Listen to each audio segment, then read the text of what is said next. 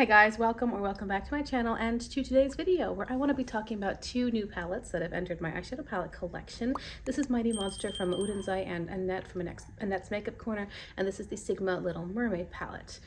I mentioned these in my birthday video, which has recently gone up, and I want to talk about them a little bit more, kind of recap what I discussed in that video and explain to you why I got two palettes which are very similar color stories. I wanted to talk specifically about these two palettes, and also, have you guys seen my Switched at Birth series where I discuss palettes that are on the market, new to the market, and or have already been on the market for some time, and they all kind of have similar color stories, generally so that we're not buying what we already have. So we're not duping items that are already in our collection. This is something near and dear to my heart because I try to keep my collection curated and manageable and also joyful. I feel pretty silly if I buy something that I've already got, unless it's an improvement that is orders of magnitude better than the other and it's just a replacement. Love the color story and here it is with better performance. That doesn't make me feel silly, but I recently bought two palettes that were close enough in color story. They weren't dupes, but they were close enough, and also both formulas which I like, and I just had to decide which one I wanted to keep. And that made me feel like I just wasted my money, which I kind of had. Not that the product itself was a waste of money, but owning two of them was unnecessary. So my Switched at Birth series talks about that. And it's so funny because the palettes that I'm talking about in today's video would 100% have been featured in my next Switched at Birth because I recently noticed them and I thought, oh hey, I'm just going to talk about them the next time I film that video. Let me get into this. I really liked the color story of the Mighty Monster palette from Udenzai, which is...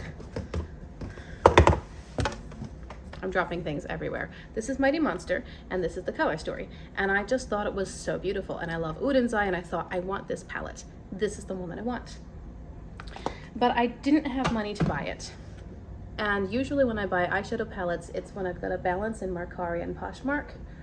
And so I just see what's available, bide my time until something comes up that I really want, and then I try to snag it. I'm actually playing today with the Sigma palette because I have tried Sigma in the past, decluttered both of the palettes I own from them, mainly due to formula. I felt that the formula overblended a little bit, and I want my formula to stay put a bit more. But Sigma has improved their formula, and it's not that it was ever bad. It was always good, just not quite my preference. They've improved it, and there are some shifty shimmers in here. So I am excited to just see what it's like now. Hopefully I love it, because it is good quality. It's very good quality. And just a point of note, a lot of people are upset that this collaboration does not have a brush. I don't care. I don't care. The Sigma brushes are excellent as well, but it also jacks up the price of the palette a bit. So I'd prefer to pay a lower price for the same quality shadows and not get the brush because I have brushes. Anyway, let's start. What do I want to play with? I think I want to go like brownie reddy tones, maybe with a pop of green. So I'm going to start in Loverboy and continue talking. I wanted Mighty Monster. That's the one that I really wanted, and I knew that I probably wouldn't be able to get it, maybe Christmas or Black Friday sale, but I didn't know if it would be in stock anymore because it's limited edition. It's a collaboration. So as I was just paying attention and keeping my eye out for things, waiting to see if a Mighty Monster palette came up on a secondhand app, Sigma came out with this one, and I noticed it just felt familiar to me. So I compared it to Mighty Monster and I realized, oh, actually, they're really close. Now, I'll show you guys. They're quite similar. There are definitely differences, but they are, I think about 4 of the shades are pretty much the same. So this one and this one, which is the one I'm using right now, Loverboy. This and this one's more blue, this is more teal. This and this, although this one has some sparkle and it's just a little bit lighter. And then I think that these two pinky shimmers are kind of similar. This one's definitely more shifting, and this is a little bit more standard. They're not the same. Don't come for me. They're not the same, but they are close. Both palettes have purpley tones, blue tones, neutral tones, gold tones, reddish kinds of tones. These two are different and unique to this palette. These two are unique to this palette. This bright purple is unique as well to the two. These two both have a purple matte, but this is quite a deep grapey purple, and this is more of a royal purple. They're close. And when I found that this palette had a similar color story to the one that I didn't expect to be able to get, I thought, okay, well that actually might be a good alternative for me. So maybe I'll also save that search in Mercari and see if I can find a Little Mermaid palette and give Sigma another chance and kind of scratch the itch for this color story. By the way, this is quite nice. I also noticed, with time rather, that Nomad, in their release of the Speakeasy palette, which is also beautiful, kind of hit those colors in general as well. The Speakeasy palette definitely does not have the blue-green sorts of things going on, but it has the soft lavender purple kinds of tones, and then it has the rich red-brown duochrome, which is pretty much the same as this one right here. I haven't seen them swatched side by side, but they're comparable. Now I'm going into Sea King. And it also has a lot of like really like rich bourbon kinds of brown tones, because it's got more neutral side of things, and it's Prohibition and 1920s era, etc., etc. It does have a pop of green in a soft limey green kind of matte, but on the whole, I thought that it was similar to these two as well. And obviously that was the furthest one. If we're comparing all three, that's the one that's the least like these two. But I figured, well, hey, if I'm gonna get any of these palettes, I should just get one. I like all of them. I would be happy to own all of them, but I should just get one, because owning all three would be kind of redundant, I think. With Nomad, I have kind of an emotional attachment to the brand because they're the first ones to send me PR, and they're super sweet people.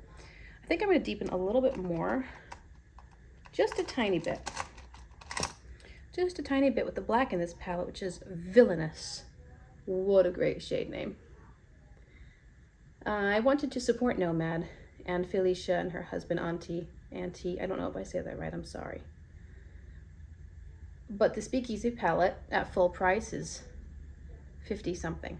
It might not happen, I don't know. Again, maybe Christmas with a discount code or a sale, maybe, we'll see. All of these three palettes were lurking in my mind as an option. Just see what comes up, especially on the secondhand market. Then I found this palette for $19, and I thought, okay, you know what, my birthday's coming up. This is one of the three that I've been watching. I think I'm gonna get this for myself as a birthday gift. So I did, and I was excited. And of course, before I purchased it, I watched several videos on it, lots of people reviewing it, and I watched some tutorials, and I thought, yeah, this is really pretty, and I'm really curious to see, like, I like these two duochromes and the shift. They really do feel like mermaid scales to me, just soft, pinky, greeny, purple, pinky movement through the water kind of effect. And so I was excited to get the Little Mermaid palette. By the way, this is performing very nice. I think it's really gonna be the shimmers that are gonna, I don't think I'm gonna dislike them. I just don't expect them to be as impactful as indie shimmers, but maybe that's not what I want. So anyway, about 2 or 3 days after I purchased this palette, then Mighty Monster popped up on Mercari for $20, which is almost half price. And they were also offering, I think, $4 shipping. Now let's take Jumpin' Jellyfish. Okay, so these shimmers, Swimming is definitely blue-purple right here. Jumpin' Jellyfish is purple-green. So I'm gonna take Jumpin' Jellyfish with my finger. Ooh, I mean, that picks up nicely, right? So when Mighty Monster popped up, I thought, man, that's the one I've been wanting. If I had just waited 3 days, I would have simply skipped on this one and gotten Jumpin' Mighty Monster. Okay, so that's pretty. It's definitely not indie impact. Now let's try Scroll, which is the kind of a green gold down here. Wait, I wanted to play, I'm just now remembering I actually wanted to play with the reds. Well, now we know what it's like, right? Let's just try to wipe that off a little bit. I don't want to go purple. I don't know why I picked that up. Probably because I was talking about the multi-chromes. Anyway, if I had seen Mighty Monster, I don't think I would have gotten Mermaid. Simply because I know that I love the Urenzai formula, and I didn't know fully what to expect with the Sigma. Like, I didn't know what kinds of improvements they would have made. I want to try the shimmer with a flat brush. This is Soft Shell.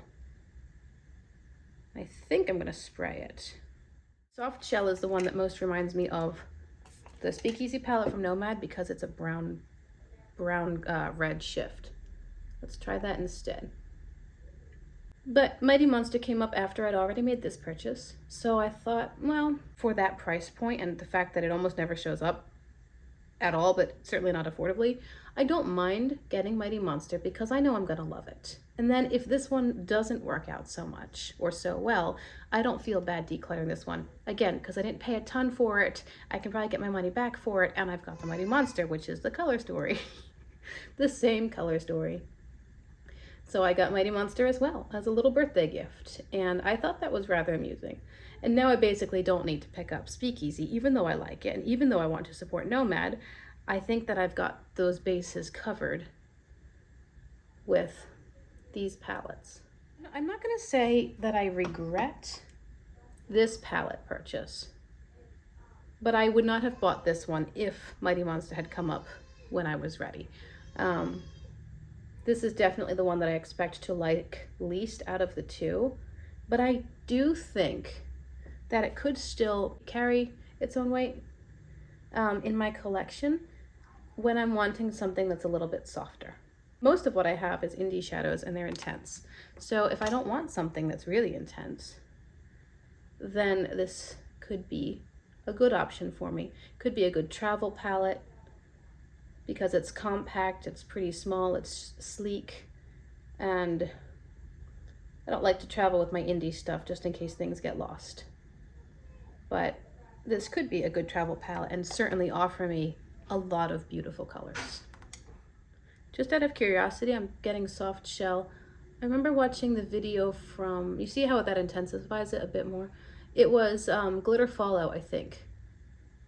And she did a video on this palette. I think it was her, and she was saying that Soft Shell was a problem shade for her. She had a lot of trouble picking it up. I haven't had any trouble yet. I'm taking the same flat brush and going into Scroll, which is the green gold I think I'd mentioned before. And I'm just gonna spray it as well. I usually spray them when they're on the brush because I want them to stay in one spot and also be a little more metallic. That's pretty. Ooh, that's pretty. Yep, that's nice. I do have too much darkness over here, right over here, because I carried the blending colors too far that way. So I'm gonna have to clean that up a little bit, probably with concealer, just so you know. Now, I did mention green on the lower lash line, or green somewhere in this look. So,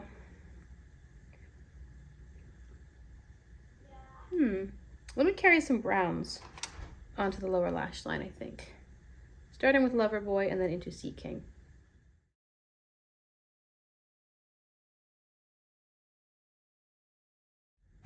I've got Seagull on my fingertip and I'm putting that right here.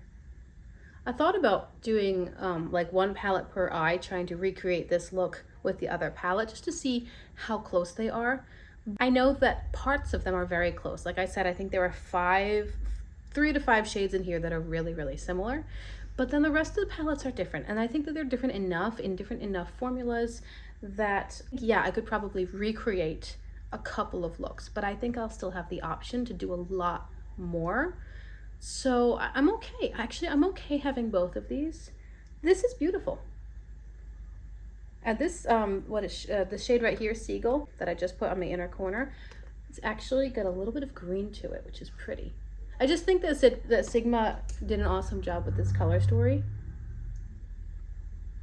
I'm gonna get some concealer and clean up this. Do you see this overhang of darker shadow right here? It's not ideal because of the depth of my eye socket, that it's just creating like a cast, like a shadow in the inner part, which I don't want. So I'm just gonna get some concealer and clean that up a bit. And well, I'll be right back. I just, in trying to conceal this area, finished my first in 3 years, tube of the Maybelline Instant Age Rewind Eraser. It's gone. It's an empty. But this is a new one, and I actually got a different shade. This shade was 150, and I think it might have been a little yellowy on me, so this new one is 120. The reddish brown shimmer is definitely not a Sigma formula with which I am familiar in terms of shiftiness, but also mainly, more than anything, in terms of formula. It is much more like an indie shimmer. It's way creamier and flaky. It's a little flaky. I did get some fallout, which is why I'm using this concealer. But yeah, that's definitely new, I think, for Sigma, at least in my experience. Maybe that formula exists in some of their other palettes since the ones I bought, but I don't know. As far as that purple shimmer that I accidentally tried, that one was super underwhelming. I know that anything in my collection will beat that one out for performance and also color payoff, so I do not think that that's going to be a favorite in the palette. But you know what? For the look itself, I can't argue with this. I have nothing to complain about with this look. I think it's really pretty. If I saw it on somebody else, I'd be surprised to hear that it came from a Sigma palette. Let's use a bit of blush from ColourPop. This is the Super Shock Cheek in No Vacancy. I was talking to my daughter today about blush. Somebody gave me a trio, like a stack of blush, bronzer, highlight. I don't even remember what company it was from. It was just a freebie, I think, in an order. And I have kind of oily skin, so I knew I wasn't really going to use a cream-based product, so I gave it to my daughter. And I gave her instructions on how to use it, and she completely disregarded everything that I had to say. She's 12 and a half, so of course she did. She would come out with her entire face like bright red, and I'm like, what do you might be using a bit too much, just a little dab. And I showed her and I demonstrated. Nope, didn't matter. She was gonna do her thing. And honestly, I would rather she experiment as a 12-year-old or 13-year-old than experiment as a 16 or 17-year-old and have peers making fun of her. Maybe, you know, she wants to get dressed up for something and put on makeup for a formal or an event or something, and she doesn't know how to do it well. So I'd rather she experiment now. That's perfectly fine. She didn't have any interest in what I had to say, and she very quickly went through that product. She would put the highlighter on. It would just be this paint strip across her cheekbone, and I'm like, you want to like maybe blend in the edges? No. Mom I don't know what I'm talking about. And I will say, makeup is not my strength. I really don't know what I'm talking about outside of basically eyeshadow. Everything else is I figure it out as I go along. I pick up tips from watching other people do get ready with me's. I've learned a bit, but eyeshadow is the thing that really excites me, and the rest is supplemental. But I just thought it was so funny. And so she and I were talking about blush today, and I wanted to show her how some people put on lots of blush, and I put on so little that you might not even see it on the video. It was just funny. It amused me. I'll use my Juvia's Place palette for a highlighter. I tend to use this as a face palette. I never use it for eyeshadow anymore. I'm gonna pick up this one down here for a highlighter, just because it's sort of yellowy. This is an eyeshadow palette, but I don't use it like that anymore because the colors don't really excite me. But when I realized that most blush palettes are just a bunch of pinks, and I thought, well, what if I want a purple blush, or what if I want a red blush? I'd rather not buy individual colors. And again, I dropped things. I'd rather not buy individual colors. I'd rather just use what I have. So I figured I'd just hold on to this as a face palette, and it works fine. Final thought about the eye look. Again, I wouldn't know that this was a Sigma palette. I'm pretty impressed. I didn't love the purple shimmer. I enjoyed all of the other shadows that I used so far. The yellow shimmer was like the gold shimmer, was a totally different formula from that very creamy emollient red brown one. It's totally different. It's more dry, but also quite pigmented. So far, I'm really liking it. I think the eye looks beautiful. To finish off, I just put orange in my waterline. This is the orange from Udenzai, number 2. And I have mascara on. And then on my lips, I've been wearing the Italia Deluxe Liner in 1062 Auburn and the Glow Reviver Lip Oil from e.l.f. Jam Session, I think is this. Nope, this one's called Honey Talks. So that's everything else, and I think it's pretty. I'd love to hear your thoughts per usual, and I would love to hear your thoughts about my little double purchase here.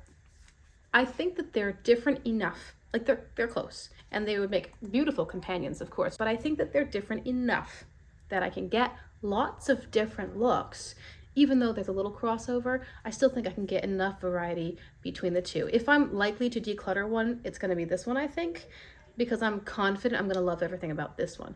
But that might not be the case. And this one, as part of the second iteration of the legendary Diversa trio, those 3 palettes were not as well reviewed. People are saying that the formula might be starting to get a little weaker. Maybe they've changed factories or formula or something. I hope that's not the case. I'm really well versed with Urensai. I'm very familiar with their formula. I have, I think, like 8 or 9 Urensai palettes that I've loved all of them. I'm curious, but I'm also excited about owning both of these and actually really enjoying so far this one. So we shall see over time. I don't regret the purchase of basically sister palettes. We'll see how things go. I appreciate you so much for being here. Thank you for giving me part of your day. Perhaps you'll consider liking and subscribing before you go if you want to see more content like this. And I look forward to chatting with you guys in my next video. Bye.